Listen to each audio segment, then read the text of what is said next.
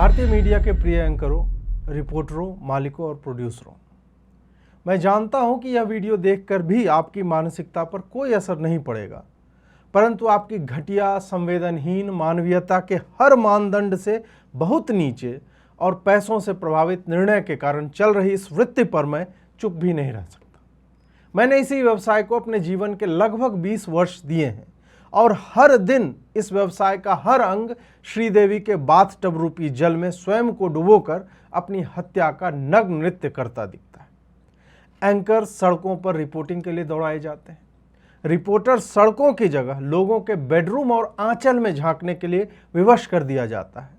मालिक मसाले के लिए एडिटर के अंगूठे पर अपने कुर्सी का नुकीला पांव डाले रहता है और एडिटर प्रोड्यूसर से आशा करता है कि न्यूज चाहे बनानी ही क्यों ना पड़े, पर चले तो केवल उसी के चैनल पर। इसी कारण इस वीडियो में मैं कोई उदाहरण नहीं दूंगा, कोई स्क्रीनशॉट नहीं लगाऊंगा, क्योंकि अपवाद को छोड़कर हर चैनल पर हर एंकर यही करते हुए दिख रहे हैं। इस लोभ से कोई भी बचा नहीं है। भले ही एंकर अपना सर पकड़ ले कि उससे क्या करवाया जा रहा है, पर वो विद्रोह नहीं कर पाते, क्योंकि नौकरी न केवल जाने का संकट है वरन आगे कभी भी न मिले यह भी सुनिश्चित कर दिया जाता है। श्रीदेवी के बाथटब से सुशांत की गर्लफ्रेंड तक, मुस्कान रस्तोगी से सोनम रघुवंशी के पेट में पल रहे बच्चे तक, और सोनम के समाचार को निचोड़कर नए सोनम की बात करते हुए अहमदाबाद के प्लेन क्रैश तक भारतीय मीडिया हर दिन गिरता जा रहा है। और ऐसा ही अपेक्षित भी है कि वो गिरे। हम टीवी चैनलों और एंकरों से आशा करते हैं कि ये कुछ नया कर दें, और वो राजा रघुवंशी की मां और राज कुशवाहा की मां को टीवी पर एक साथ बिठाकर बताते हैं कि वो आपके सामने है, आप कुछ कहना चाहेंगी। वो मृतक के घर में उसके बिलखते परिजन पर अपनी मीडिया से होने को कोई दैवीय अधिकार मानकर न केवल घुसते हैं बल्कि धमकाते हैं। इन्हें कौन संचालित कर रहा है? कुछ नया करने का उत्साह या नौकरी जाने का भय? तुम लोग ऐसे हरामखोर हो जो चिता की आग ठंडी होने देना तो छोड़ो, तुम चिता के लिए लकड़ियां लाने जाते बाप या भाई को रोककर माइक घुसा देते हो मुंह में कि बताइए आपका बेटा मर गया, कैसा लग रहा है। इस विमान में बैठे हर व्यक्ति का एक परिवार है जो आज शोकाकुल है। तुम्हारी पत्रकारिता जहाज के मलबे दिखाने, साइट से जाकर रिपोर्ट करने, मंत्री आदि के कथन चलाने और मृतकों की संख्या बताने पर थम जानी चाहिए थी, पर तुमने वो सब एक पैराग्राफ में बताकर आगे की नीचता वाली यात्रा आरंभ की। तुम उन सब के घर पहुंचना चाह रहे हो ताकि मां, पत्नी, पिता, पति, बहन, भाई आदि के हृदय विदारक विलापों को तुम टीवी पर दिखा सको और कह सको कि ये हम पहली बार आप टीवी पर हमारे माध्यम से देख रहे हैं। पत्रकारिता का कार्य सूचित करने का होता है। इस विलाप से तुम कौन सी सूचना या विश्लेषण किस तक पहुंचाना चाह रहे? इससे तुम्हारा कौन सा दायित्व सध रहा है? पर क्या केवल यह कह देने मात्र से कि परिजन रो रहे हैं, शोकाकुल हैं, तुम्हारी पत्रकारिता कम हो जाती है? सोशल मीडिया के पोस्ट से किसी की भी बात को सत्य मानकर लोगों को यह बताने की चेष्टा हो रही है कि चूंकि एसी नहीं चल रहा था इसलिए क्रैश हो गया। गधों को बुलाकर जानकार बताने का उपक्रम हर डिबेट शो में होता है। सोशल मीडिया में जिनके भी फॉलोअर्स हैं वो हर विषय के जानकार हो जाते हैं। कल मैं रघुवंशी हत्याकांड में रिलेशनशिप पर ज्ञान दे रहा था, आज मैं बता रहा हूं कि जहाज के टेक ऑफ में फ्लैप खुलने का एंगल क्या होना चाहिए और लैंडिंग गियर पहले 16 सेकेंड में ही भीतर क्यों नहीं घुसा। यह पत्रकारिता है। पूरा का पूरा शो एक के बाद एक घंटे केवल स्पेकुलेशन पर निकाला जा रहा है। हर 2 कौड़ी की बात बड़ा अपडेट या बड़ी खबर है। छोटी खबरों का आना अब बंद हो चुका है। छोटे अपडेट अब होते ही नहीं है। टीवी मीडिया अब सटीक सूचना नहीं, किसी भी तरह की सूचना को दिखाती है। वह बस एंकर के टेलीप्रॉम्प्टर पर होनी चाहिए। उसे पता भी नहीं होता कि वो क्या पढ़ने जा रहा या रही है, क्योंकि हर आती सूचना बिग ब्रेकिंग न्यूज है। ब्लैक बॉक्स जब मिलेगा उससे पहले मीडिया के मालिक बता देते हैं कि एक्चुअल में क्या हुआ था, वो ऐसे कर दो। फिर प्रोड्यूसर बताता है कि एआई की मदद से अब सब कुछ दिखाया जाएगा। जहाज तैयार है, रनवे तैयार है, उड़ान भरी गई और बीच में दिवंगत विजय रूपाणी का एनिमेशन। उसमें 230 और लोग थे। विजय रूपाणी को भगवा कपड़े में दिखा दो कि ये भी मर गया उसी जहाज में। इतनी संवेदनहीनता। जो नीच टीवी छोड़कर यूट्यूब पर आए हैं उनके पूर्वाग्रह इतने प्रबल हैं कि डबल इंजन का पन किए बिना उनकी विष्ठा बड़ी आंच से आहार नाल की तरफ रिवर्स हो जाती है। रिपोर्टर विजय रूपाणी के घर जाकर उनकी गाड़ी का नंबर और क्रैश की डेट 1206 दिखा रहे।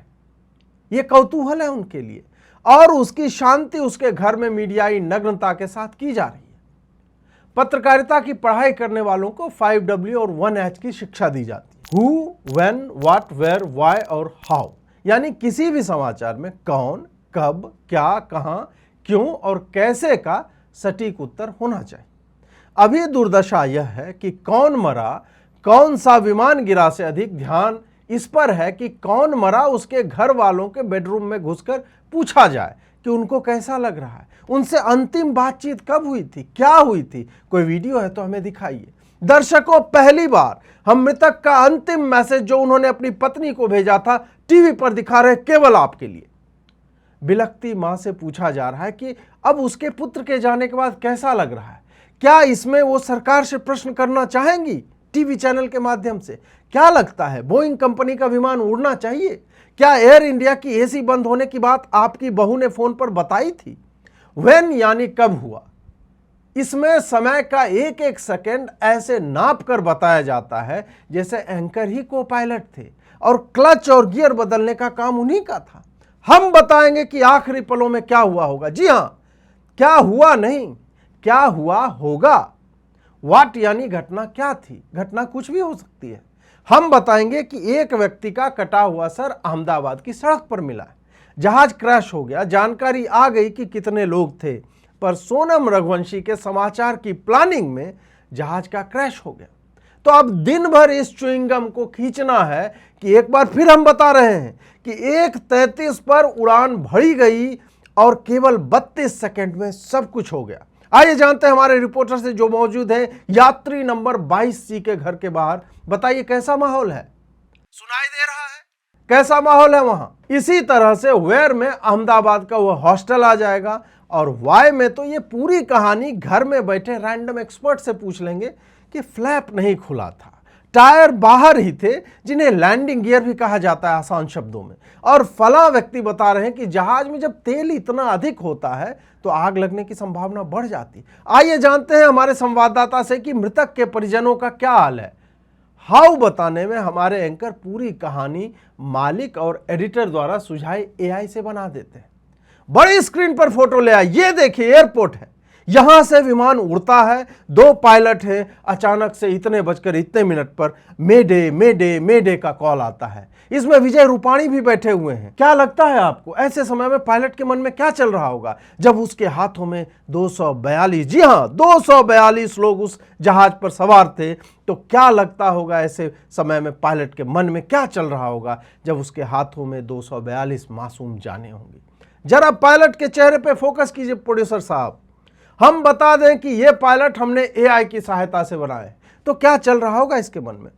मुझे नहीं लगता कि वो कुछ सोच पाए होंगे, क्योंकि 32 सेकंड मात्र में जमीन से उड़ने और जमीन में वापस टकरा जाने की वारदात हो चुकी थी। प्लेन उड़ा और क्रैश हो गया, बिल्कुल हमारे चैनल और हमारी मीडिया की क्रेडिबिलिटी की तरह। हर दुर्घटना एक ऐसा गन्ना है जिसे ये गिद्ध तब तक पेरते रहते हैं जब तक उसका एक एक तंतु टूटकर अलग ना हो। सबके पास समाचार के कुल 5 वाक्य होते हैं और उसमें आगे की पूरी कहानी संवेदनहीनता, कल्पना, वाक्यों को 3-3 बार दोहराने पर टिकी होती है। पत्रकारिता में आप चाहे एंकर हो या रिपोर्टर, आपके पास एक सीमा के बाद कहने को कुछ नहीं होता। उसमें भी जब ब्रेकिंग न्यूज हो जो तुरंत ही आपके पास आई है, उसमें आप कुछ भी नहीं कर सकते। समस्या यह है कि बड़ी खबर का मतलब है पूरे दिन अब यही चलेगी, क्योंकि दूसरा चैनल तो चला रहा है। हर दूसरा चैनल इसी कारण चला रहा है कि फला चैनल इसे ही दूरा। हर डिबेट शो एक विषय पर अलग अलग एंकरों और पैनलिस्टों के सहारे चलता रहेगा हर चैनल पर। एक विमान दुर्घटना तो छोड़िए, एक सनसनी फैलाने वाला राजा सोनम रघुवंशी वाला समाचार भी पूरे दिन की बड़ी खबर होती है। प्रोग्रामिंग के नाम पर हमारी टीवी मीडिया के पास कोई लॉजिक नहीं है कि हर क्षेत्र और विषय पर उचित बातें की जाए। वो केवल एक जगह पर केंद्रित रहकर यह बोलते दिखते हैं कि लोग तो यही देखना चाहते हैं। नहीं, लोग तो ही देखना चाहते हैं, चला दोगे टीवी पर। लोग समाचार देखने आते हैं और तुम उन्हें सर्कस दिखाते हो क्योंकि तुम्हारे पास नौटंकी का लो हैंगिंग फ्रूट है कि आज तो यही चमक छल्लों का नाच होगा पूरे दिन। एक दुर्घटना में मृतक है तो उसका पूरा परिवार न्यूज हो जाता है, उसकी चीत्कार जबरन सुनाई जाती है। पत्रकारिता का कार्य सूचित करने का है, दूसरा मैग्नीफाई करने का है, नौटंकी का नहीं, जो कि इनका मेन स्टे बन चुका है। यह दायित्व तो आपका है कि आप जनता को शिक्षित और सूचित करना चाहते हैं, उनके ज्ञान में वृद्धि करना चाहते हैं, या फिर आप उन्हें वेजिटेटिव स्टेट में बैठा वह बीमार मानकर चलते हैं जिसकी आंखें खुली हैं पर मस्तिष्क का प्रयोग करने में वह अक्षम है। भारतीय मीडिया एक सड़ांध है जहां अधिकांश एंकर अपनी आत्मा को मारकर हर दुर्घटना में एक अवसर देखता है, और वह अवसर कोई बड़ा या महत्वपूर्ण नहीं होता। वह अवसर होता है आज पूरा दिन इसी में निकल जाएगा। जी हां, भारतीय मीडिया का मूल उद्देश्य है अपने टाइम पास हेतु आपका टाइम पास। नमस्कार।